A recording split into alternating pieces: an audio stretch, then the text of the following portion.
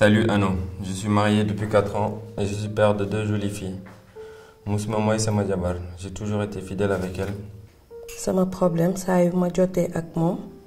daf may xañ boppam ay jours. Jaral na ko mu fanaan ci salon bi. waaye duma jot ci moom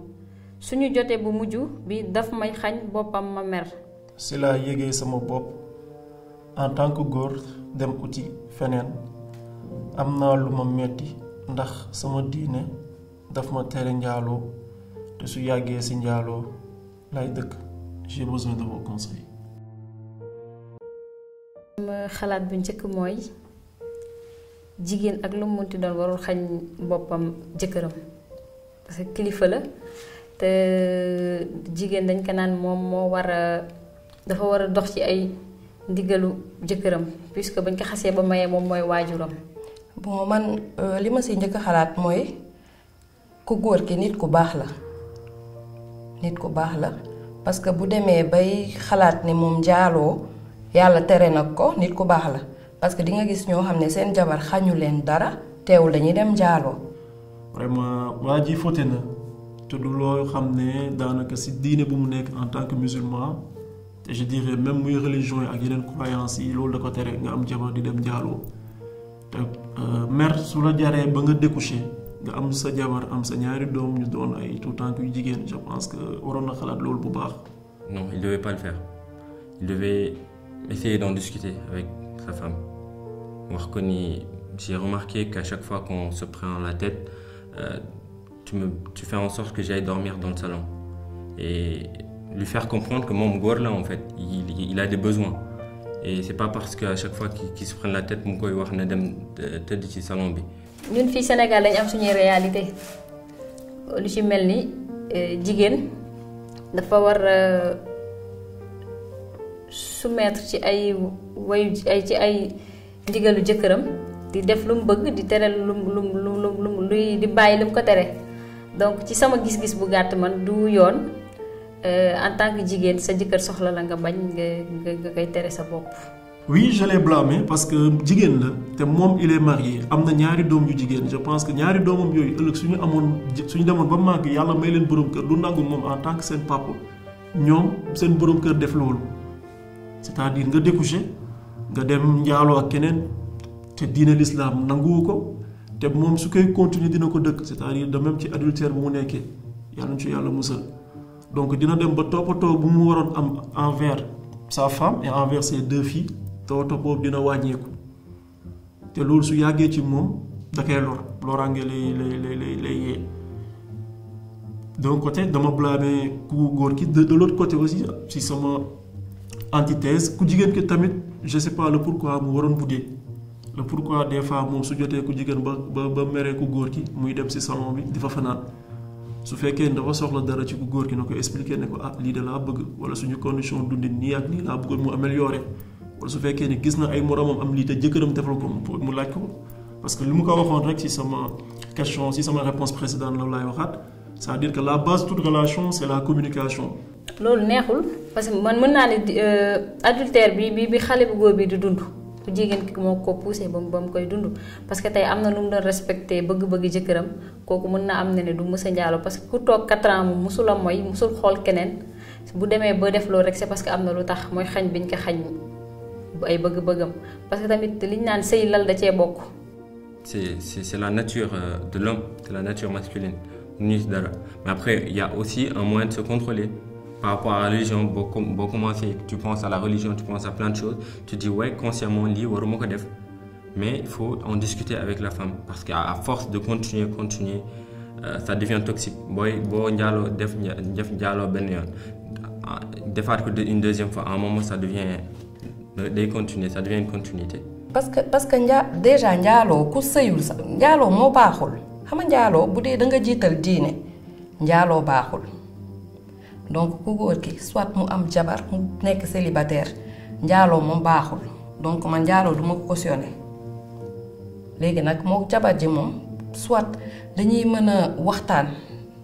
wala mu dem wax ak ay kilifam xëy na dina bu ko déggalul moom dina déggal ay kilifam mais xañ boppam bi moom man pour man du excuse pour mu dem di njaaloo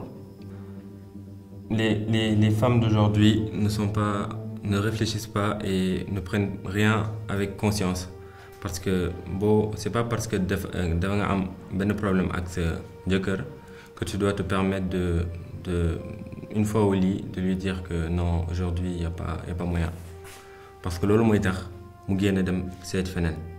C'est ça qu'on évite de nos jours. En tant que musulman, on est dans un pays qui est carrément entièrement musulman. Donc, il faut éviter. Et quand on est dans ce genre de situation, la meilleure des choses, c'est de discuter. Xam nga problème ku nekk ak ni nga koy gérer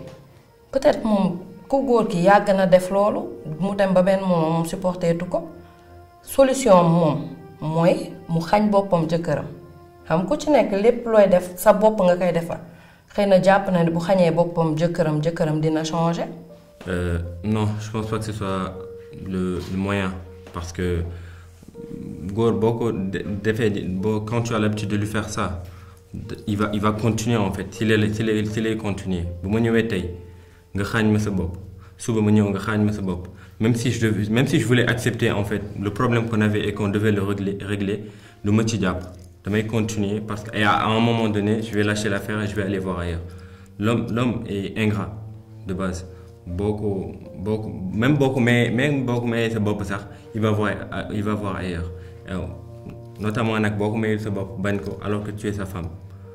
Il y a vraiment beaucoup de chances pour qu'il aille voir ailleurs. Wow, man ci sama gis-gis nit da nga am say besoin surtout nga nek goor bo xam nga dem nga ba découvrir yenn yi kon pour nga mëna téy sa bop à 100% da fay metti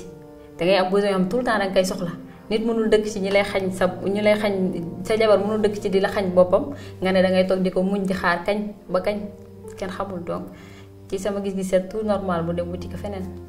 La femme non, elle ne devait pas agir ainsi parce que yalla ko wax ci alcorane sa jëkkër su fekkee ni dara soxla fekk nga set gisoo sa ay règle wala gisoo sa baax ci en wolof ni koy waxee da nga ko war a jox parce que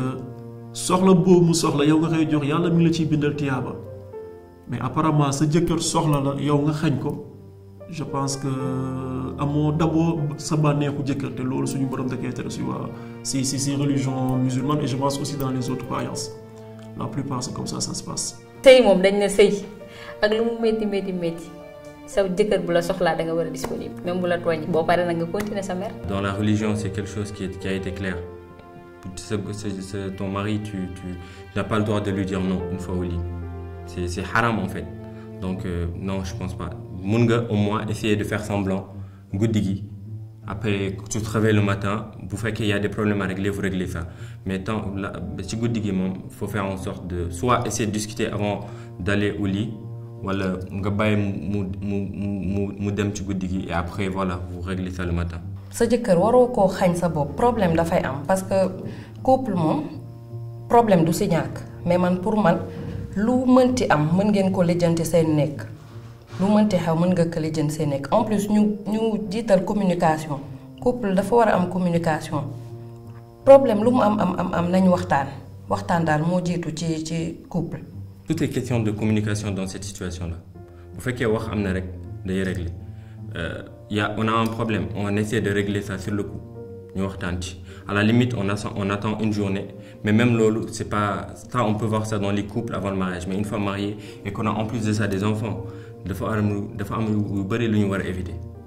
C'est voilà pourquoi il est allé la tromper. Quand il y a un problème, on essaie de gérer la situation entre nous. Calmement, nous xool ay solution bala muy indi leneen. Parce que couple yu bari dafa communication aussi dafa manquer ci couple yi dafa manquer ba pare seen couple yi dañ tam seen vie privée ñukoy tass parce que yow mën nga am xarit problème bo am nga ñëw wax ko peut-être xarit bobu du une bonne conseillère xam nga di nga gis ñoo xamné da nga japp say xarit lañu ñee nañ la ci sa sëy je ne sais pas wala situation bi ñuy dund ñoom dañuy bëgg nga dund ko donc duñ la conseiller lu baax ci sa sëy tout le temps dañuy dugal sa nopp kii bàyyi ko mën nga am ku ko gën genre peut-être tam ku jigéen ki waxtaan ak ay xaritam ñu mal conseiller ko. Moi c'était moi on allait communiquer on allait discuter ensemble et essayer de gérer le problème wax ko ni je suis pas content de ce qu'elle fait actuellement et man moi, je vais lui dire carrément que c'est ce qui pousse d'habitude les hommes à aller voir ailleurs. Moi, j'ai des besoins. Je ne peux pas les trouver avec ma femme. Je vais aller voir ailleurs. Si nous continuons si divorce, à moins que Wadi tak benen jabar, peut-être bu takkee benen jabar, xeyna pour baña ndialo bi la. Est-ce que jabar bi dina ko supporter? En tout cas, jëmul fu baax dal. Seen couple bi jëmul fu baax. Danaka communication su amul rek je pense que dina am cassure te boba ku nekk da ngay am limite. Te loolu tant que mi ngi commencé am ci couple je pense que problème yi day bëri te fu ñuy mujjee ñaanuma ko mais du doon loo xam ne dina neex te yàlla wërsëgal leen te may leen ñaari bant loolu rek je pense que c'est très important waroon na doon seen niiwu relation waroon na doon tamit seen niiwu communication parce que si loolu la ñu mën a inculquer xale yi mooy le savoir avoir une bonne éducation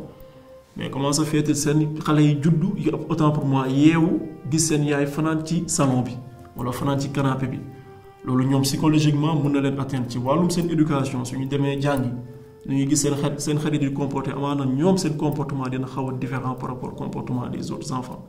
je pense que ku góor ki moom mooy responsable ku góor ki mooy père de famille ku góor ki mooy daanaka mooy kilifa bi ci kër gi na woo soxna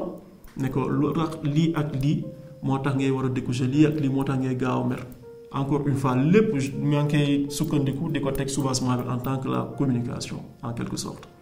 Sénégal couple yi dañu manqué communication torop dañuy sëy nii pour sëy mais yenn problème en plus dañu mën a extérioriser seeni problème dafa am loo xam ne vie de couple la ci couple bi la war a yem ñëpp waruñu xam sa problème say yaay même say yaay sax am na détail yoo xam ne ci sa couple waru ko xam parce que yaay dafay sol xam nga yaay tam boo defee dara doomam mën na noonoo defal du yaay yëpp mais am na yaay yoo xam ne noonu lañ mel donc man pour man couple da ngeen war a communiquer rek. ci sama gis-gis bu continuer nii gis naa ci séparation ci diggante ku góor ki ak ku jigéen ndax góor mënul dëkk ci tout le temps ñi koy xañ boppam donc man conseil bi ma mën a joxe ñaar lay doon ci ku góor ki ak ci ku jigéen ki ku góor ki lenn la mën mooy waxtaan ak jabaram waxtaan mënul ñàkk ci néegu sëy parce que problème mënul ñàkk ci néegu sëy mais loo gis dañ koy waxtaanee soit day waxtaan ak moom bu ci gisee solution ñu jàll ci leneen bu ci gisul solution mu dem xool yi ñi ko mayoon xale bu jigéen bi mu waxtaan ak ñoom ci problème peut-être ñooñu dinañ ko mën a saafaraal aajoom bu dëgëree ba dëgër nag ci sama gis-gis séparation moo ci nar a mujj conseil bi may jox ku jigéen ki mooy mu sëy parce que tamit fii Sénégal dañu am ay réalité bañ na ko ba booy yow mi ku jigéen booy sëy lenn dañ lay wax muñal pourtant mën nañoo woo ku jigéen ku góor ki naan ko muñal mais dañ la naan nga muñ parce que yow mi jigéen yaay daj lu metti c'est pas parce que da ngay dem jigéen demul en guerre mais dafay dem à la rencontre de l'homme de sa vie donc loolu nag moo waral ñu naan la muñal parce que yow mi ku jigéen yaay gis lu ne mais ak lu mu munti doon warul xañ boppam jëkkëram parce que moom dafa am ay lu ko war ci borom këram góor dafay soxla boppam comme jigéen muy soxla boppam. waaw li ram bi moom si fekkee ni nii lay continuer di wéy je pense que après mun na éclater te su éclatement su amee